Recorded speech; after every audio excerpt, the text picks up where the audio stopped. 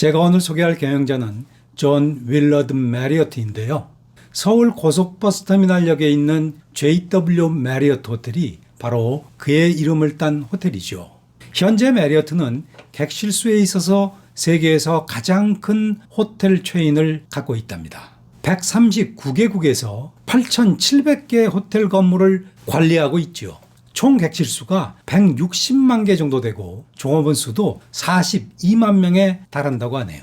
리츠 칼튼, 세인트 리지스, W호텔, 르네상스, 웨스틴 호텔 등 32개의 유명 호텔 브랜드가 메리어트 그룹 산하에 있답니다. 자, 그럼 세계 최대 호텔 제국 메리어트의 비하인드 머니 시작하겠습니다.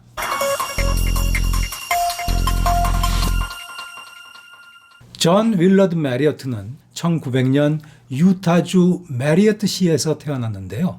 도시 이름이 좀 독특하죠. 메리어트 집안 사람들이 근처에 많이 모여 살았기 때문에 도시 이름이 메리어트가 된 것이랍니다. 그리고 메리어트 집안이 독실한 모르몬교 신자였다는 점이 주목할 만한데요. 향후 회사 운영에 모르몬교 교리가 많은 영향을 미치거든요. 메리어트는 19살 때 2년 동안 미국 동부 지역에서 모르몬교 미션을 수행한 것을 보면 그가 얼마나 독실한 신자였는지 짐작이 가실 겁니다.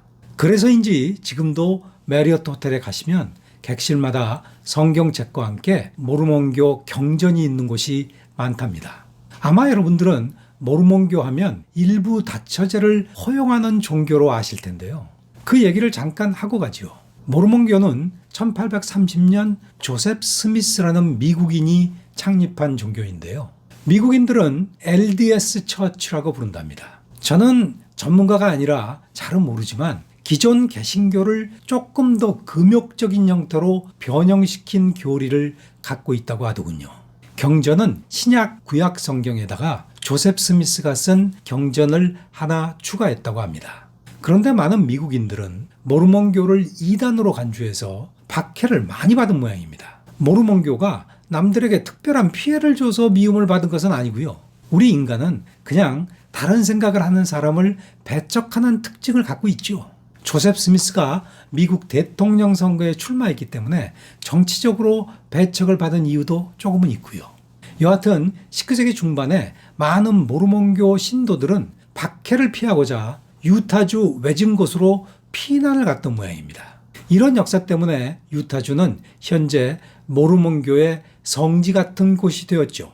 사실 유타주가 독립된 주로 떨어져 나오게 된 것도 모르몬 교도들의 정치적 협상의 결과라고 하더군요. 현재 모르몬교의 신자 수는 전 세계적으로 1,700만 명 정도 된다고 하네요.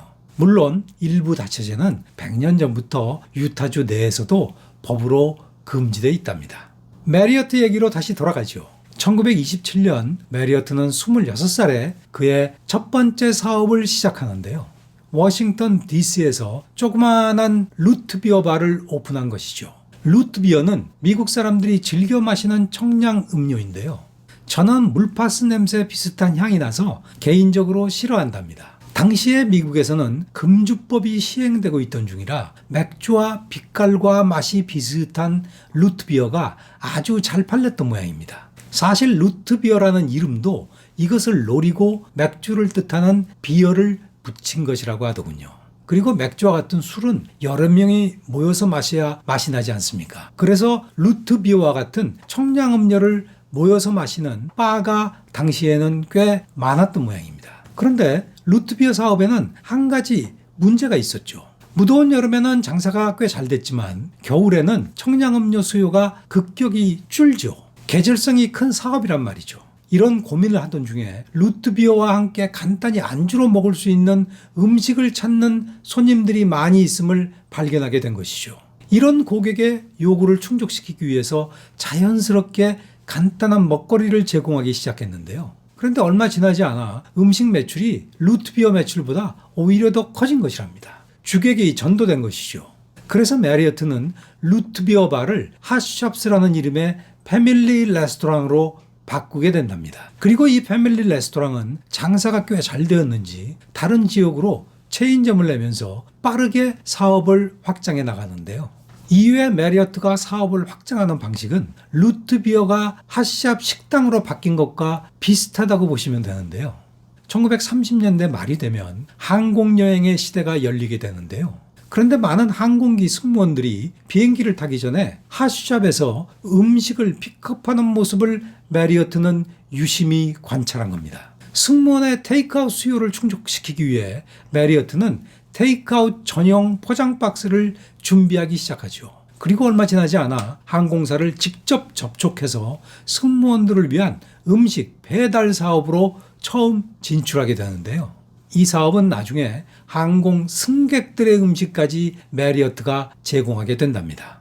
이런 경험을 바탕으로 메리어트는 제2차 세계대전 중에 방위 산업체나 대기업에 음식을 제공하는 딜리버리 사업으로도 진출하게 되죠. 그리고 1957년 메리어트의 나이 56살일 때 비가 억수같이 쏟아지던 어느 날 핫샵 식당을 찾은 어떤 손님이 숙소를 찾느라고 고생을 하고 있는 것을 목격한답니다. 당시 여행이나 출장을 다니는 사람의 수가 급격히 늘고 있었지만 괜찮은 호텔이 절대적으로 부족했던 시절이었거든요. 메리어트는 워싱턴 DC 핫샵 식당에서 그리 멀리 떨어지지 않은 곳에 첫 번째 호텔을 오픈하게 된답니다. 여기까지 제 얘기를 들어보시면 아마도 여러분들은 메리어트가 사업 확장에 대한 욕심이 무척 많은 사람이었구나 그렇게 생각할 텐데요. 메리어트는 자신이 매장에서 모든 일을 세세히 챙기는 실무형 관리자라 할 수 있죠. 식당이나 호텔 사업은 상당한 규모로 성장하기 전까지는 메리어트 같이 해야 성공할 수 있는 사업인 것 같습니다. 서비스 사업은 디테일을 챙기는 것이 무척 중요하니까요. 그런데 그 디테일이 직원 눈에는 잘 띄지 않거든요. 그리고 메리어트가 사업을 확장해간 영역에 대해서 한 말씀 드려야 될 것 같은데요. 메리어트는 루트비어 바에서 패밀리 레스토랑, 음식 배달 및 도시락 사업, 그리고 숙박업으로 사업을 확장해 나갔는데요. 문어발식으로 이것저것 사업을 확장한 것은 아니고요. 이들 각 사업들이 어느 정도 서로 시너지를 낼 수 있는 사업이라는 점을 지적하고 싶은데요. 경영학자들은 이런 종류의 확장을 관련사업 다각화라고 부른답니다. 대학 학과 중에 관광경영학이라고 부르는 전공이 있는데요. 이 전공이 다루는 산업을 환대 또는 접대 산업이라고 부르죠. 영어로는 hospitality 산업이라고 부르죠. 보다 구체적으로 이 산업 내에서 다루는 분야에는 식음료 서비스, 숙박, 여행 및 관광, 카지노, 엔터테인먼트, 오락 등이랍니다. 즉 이들 분야가 서로 유사점이 많기 때문에 한 울타리 내에서 가르치는 것이죠.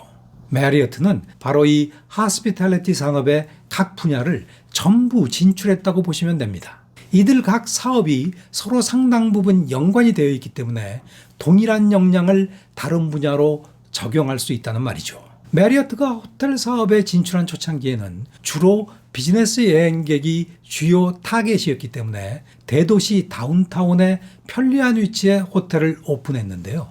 가격은 조금 비싸지만 편의시설, 청결 및 안락함, 맞춤형 서비스에 중점을 두었다고 하더군요.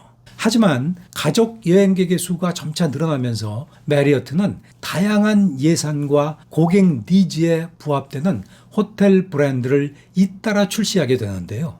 예컨대 메리어트 스위트와 코트야드 바이 메리어트가 그 대표적 예라고 할 수 있죠. 그리고 고급 호텔 브랜드로 자신의 이름을 딴 JW 메리어트를 오픈한답니다. 메리어트는 1927년 사업을 시작해서 1985년 사망할 때까지 무려 58년 동안 하루도 쉬지 않고 일에 몰두한 것으로 유명한데요. 1972년 큰아들에게 회사를 물려준 후에도 일선에서 물러나지 않았다고 하더군요. 지점 수가 늘어나고 직원 수가 늘어나는 것이 메리어트에게는 큰 즐거움이었던 모양입니다. 메리어트가 사망할 당시에 메리어트는 전 세계에 1,400개의 레스토랑과 143개의 호텔과 리조트, 2개의 테마파크, 유람선, 식음료 사업 등으로 사업을 다각화했다고 하더군요. 직원 수가 15만 명이 넘었고 연간 매출액이 우리 돈으로 5조 원 이상이었다고 하더군요. 이제 메리어트의 아내와 큰아들 얘기를 잠깐 드릴 텐데요. 메리어트와 그의 아내는 유타 대학 시절에 서로 보자마자 첫눈에 반해서 결혼을 했다고 하더군요.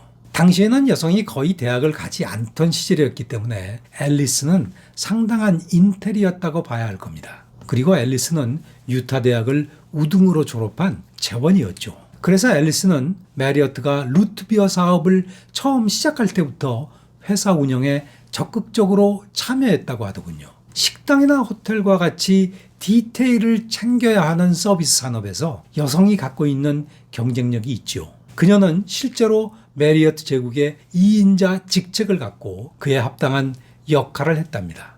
앨리스는 장부 관리에서 메뉴 개발, 점포 확장에 따른 인테리어 선정, 고객 관리 등 세세한 일까지 관여를 했다고 합니다. 그리고 그녀의 더 중요한 역할이 있었는데요. 사업을 바닥부터 일으킨 사람들은 남의 말을 잘 듣지 않는 경향이 있거든요. J.W. 메리어트도 고집불통인 측면이 있었던 모양입니다. 앨리스는 창업자 메리어트를 유일하게 견제할 수 있는 사람이었죠. 실제로 같이 창업을 했으니까요. 특히 1960년대에 큰아들에게 호텔 사업을 맡기고 아버지가 간섭하지 않도록 하는 데 있어서 앨리스가 매우 중요한 역할을 했다고 하는데요. 그 예로 1972년 큰아들을 메리어트의 대표로 임명하고 아버지가 일선에서 물러나도록 할 때 앨리스가 큰 역할을 했던 모양입니다.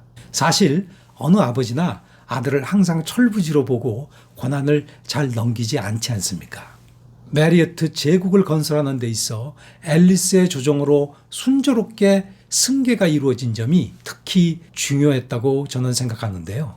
이 시절 호텔 산업의 핵심 경쟁력이 변화가 있을 때였거든요. 아마도 아버지가 계속 간섭했다면 메리어트는 호텔 산업의 변화에 적응하지 못하고 도태됐을지도 모릅니다. 예전에는 호텔 건물을 직접 사거나 임대해서 자신의 브랜드를 걸고 경영을 했죠. 그런데 이 방식은 투자금이 많이 들어가기 때문에 빠르게 확장하기가 쉽지 않죠. 큰아들의 가장 큰 업적은 메리어트의 사업을 호텔 건물을 소유하는 사업에서 호텔 관리 및 프랜차이징으로 전환시킨 점일 텐데요. 그 결과 메리어트 산하에 32개의 호텔 브랜드를 거느린 세계 최대 호텔 체인으로 성장하게 된 것이죠.